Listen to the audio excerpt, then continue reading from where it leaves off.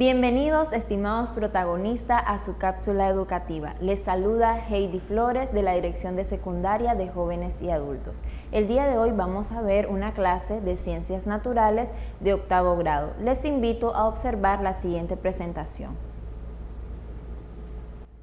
Estimados protagonistas, el día de hoy vamos a abordar un contenido de la unidad número 1, la belleza de nuestros recursos naturales. El indicador de logro que vamos a alcanzar es reconoce los diversos ecosistemas afectados por el ser humano, destacando los procesos naturales que mantienen su equilibrio. El contenido que vamos a abordar es equilibrio de los ecosistemas. Preguntémonos, ¿qué es un ecosistema? Pensemos. Muy bien. Un ecosistema es el conjunto formado por un medio físico, los seres vivos que habitan en él y las relaciones que se establecen entre ellos. ¿Cómo está constituido un ecosistema? Por factores bióticos y factores abióticos.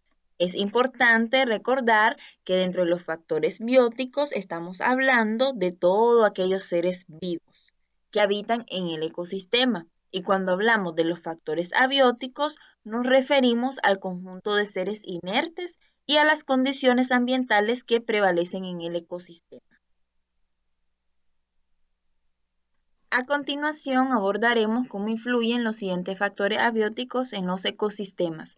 Tenemos la temperatura, que es un factor muy importante en las funciones vitales, ya que la vida no es posible a temperaturas extremas. La luminosidad, que es la energía que recibimos del sol, la cual es utilizada por las plantas para poder realizar el proceso de fotosíntesis y también son importantes en su crecimiento. Cabe señalar que otro factor abiótico que influye en los ecosistemas es la característica del terreno, que es muy importante la orientación del terreno, ya que esto influye en los seres vivos, también la composición del suelo y por último tenemos el agua, que es esencial para todos los organismos, para que los organismos puedan llevar a cabo sus funciones vitales.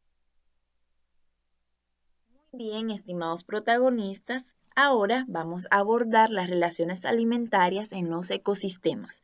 Recordemos que todo ser vivo depende de otro ser vivo que existe a su alrededor. Si un ecosistema desaparece o escasea alguna especie, las poblaciones de otras especies se van a ver afectadas. De igual modo, es importante recordar que si una determinada especie se hace abundante, hasta puede acabar con su propio alimento, poniendo en peligro su supervivencia. Recordemos que en todo ecosistema se establecen complejas relaciones alimentarias y ciclos de materia y energía. En estas redes podemos describir tres tipos de seres vivos según su función dentro de las cadenas alimentarias. Tenemos los autótrofos, que son aquellos organismos que son capaces de producir su propio alimento. Los heterótrofos, que son aquellos organismos que se alimentan de otros seres vivos. Y en estos podemos encontrar a los herbívoros, los carnívoros, los depredadores, los carroñeros, los omnívoros. Por último, tenemos a los descomponedores, que son aquellos que se alimentan de los restos de otros organismos.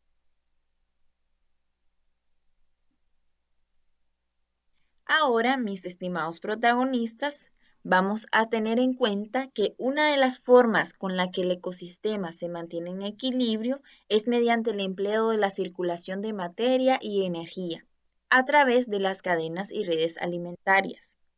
Cabe señalar que el ecosistema puede almacenar y proporcionar alimento a los seres vivos que en él habitan, como a través de una circulación permanente de nutrientes fundamentales como lo son el oxígeno y el carbono.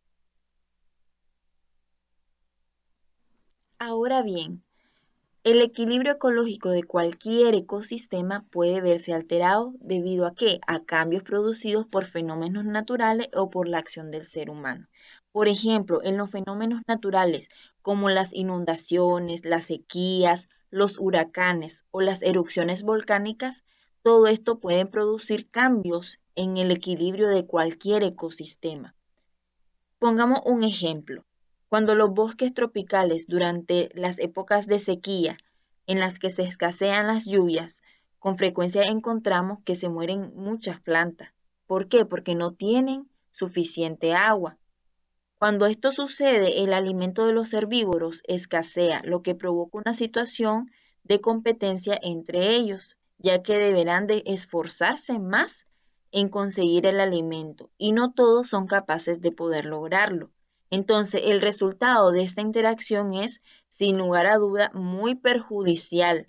¿Por qué? Porque hay disminución en las poblaciones de plantas, que son los productores primarios de las cadenas alimentarias, así como los herbívoros, que son unos consumidores primarios.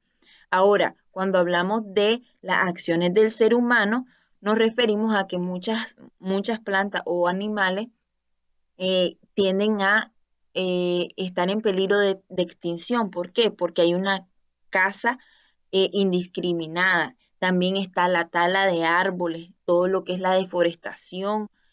Y por último, otra acción del ser humano que daña y pone en un desequilibrio a los ecosistemas es la contaminación. Muy bien, estimados protagonistas. En base a lo que hemos estudiado anteriormente, va a realizar la siguiente actividad de autoestudio. Mencione 3 acciones que usted debe realizar para mantener el equilibrio de los ecosistemas en su comunidad. Muy bien, estimados protagonistas, es todo por hoy. Les invito a continuar viendo sus cápsulas educativas.